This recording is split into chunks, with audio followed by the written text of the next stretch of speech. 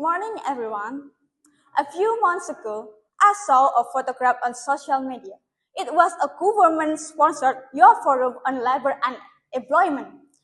In the picture, a row of young people sat at a great table, smiling, holding certificates, posing with ministers twice their ages. It looked beautiful. It looked like progress. But as 20-year-old students, I didn't see progress. I saw a stage play. I saw a performance. Because outside the air-conditioned room, in the real world, my generation is facing an economic wildfire. Today, we are told that the government wants our voices. We are told that Gen Z and millennials and are the demographic bonus that will unlock content Indonesia 2045. But if you strip away the social media campaigns and the token youth advisory boards, you will see an uncomfortable, undeniable truth. When it comes to policy, the government is not listening to us. Our voices are treated as a public relation metric, while our economic survival is completely ignored. The ultimate proof of whether a government listens to its youth isn't found in their speeches, it is found in their legislation. Consider the Job Creation Law or UU Cipta Kerja. This is the single most defining piece of economic policy affecting the future of workforce entry.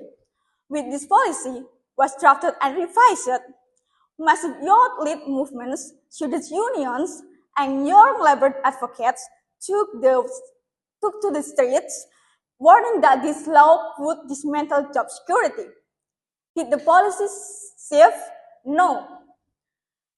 Let's look at what that policy did to us. Data from the BPS or Badan Pusat Statistik consistently reveals a brutal structural reality.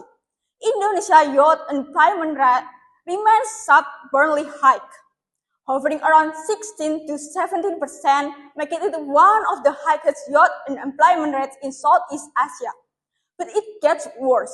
For the young people who do find work, the government's policy framework has pushed them into what sociologists call the precarious proletariat. Because of the weakening of labor laws, contract work, or PKWT, has become the permanent status quo. Companies can now trap young workers in endless cycles of short-term contracts with zero severance pay, zero long-term health benefits, and no path to career ability. We scream against this. We wrote academic paper against this. The government response, they pass it anyway. Instead of fixing cultural employment, the government has done something incredibly clever. They romanticized our struggle. They rebranded unemployment as entrepreneurship.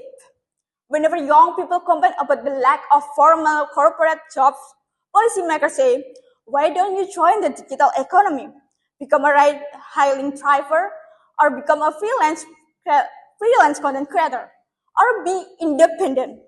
But let's look at the data behind the gig economy.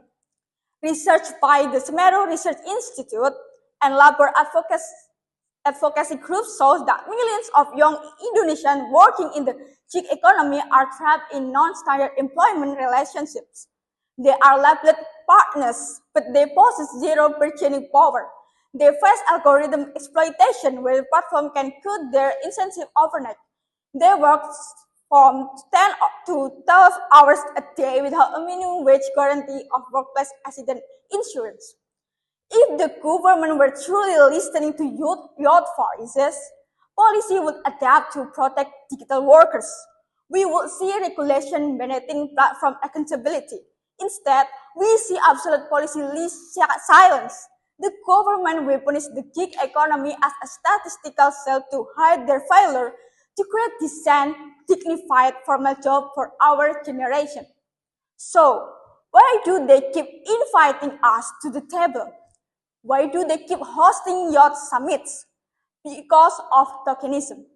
Tokenism is the practice of making only a perfunctory symbolic effort to do something. The government gives young people a microphone, but they turn off the speakers. They want our faces for the demographic furnace narrative, but they do not want our signatures on the actual policy draft. Look at the internship crisis in Indonesia.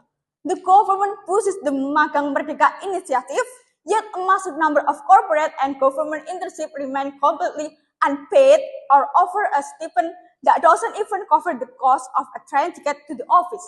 When young advocates demanded a legal minimum stipend for interns to prevent exploitation, the policy demands were buried. This is the system they built. You study hard, you enter an unregulated market, you work for free as an intern, and then you enter a contract system where you can be fired at any second without a safety net. This isn't our failure of policy. This is the design of policy that values corporate profit over your dignity. My fellow citizens, we need to stop asking for a seat at a table where our role is merely a smile for photo op.